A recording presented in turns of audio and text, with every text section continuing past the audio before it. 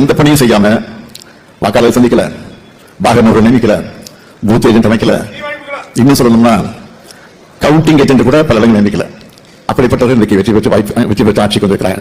ஆக social media Instagram சொல்லக்கூடிய அதை பயன்படுத்தி ரொம்ப சோகமாக சிறு பிள்ளைகளை, குழந்தைகளை பிரச்சாரம் செய்ய வச்சு ஒரு திட்டமிட்ட பணி நடந்து முடிந்திருக்கு. ஸ்டாலின் அவர்கள் இந்த 2026 சட்டமன்ற தேர்தலுக்கு இதே யூடியூப்ல எத்தனை கோடி விளம்பரம் கொடுத்திருக்காங்கன்னு சொல்லட்டும். நான் கண்ண மூடி சொல்றேன், தமிழ்நாட்டிலேயே சமூக வலைதளங்கள்ல விளம்பரத்துக்கு அதிகமா செலவழித்த கட்சியா திமுக தான் இருக்கும். 2021 தான் உங்களுக்கு எல்லாருக்கும் தெரியும். டிவியோ இல்ல கூகுள் ஆட்ஸோ கொடுக்காத ஒரே கட்சி தாவேகா. ஆமா, இந்த முறை ஸ்டாலின் தொடரட்டும், தமிழ்நாடு வெல்லட்டும் போட்டு மாறி மாறி மாறி வந்து ஓபன் பண்ணா இல்லவே அது ஒரு பிரச்சனையே இல்லைங்க. அப்ப அவ்வளவு தூரம் ஸ்பெண்ட் பண்ணாங்கல்ல, அப்ப என்னாச்சு? அப்ப மக்கள் யாரை நம்பினார்கள், ஏற்றுக்கொண்டார்கள் கேள்வி. அதற்கு சோசியல் மீடியாவும் ஒரு டூல். சூப்பர் ஸ்டார் சொன்னது போல, அப்ப திரைப்பிரபலம், சோசியல் மீடியா அவர் மீதான நம்பகத்தன்மை, அவர்கிட்ட எந்த நெகட்டிவிட்டியும் எக்ஸ்ட்ரா லக்கேஜ் எதுவுமே இல்லாம இருந்தது.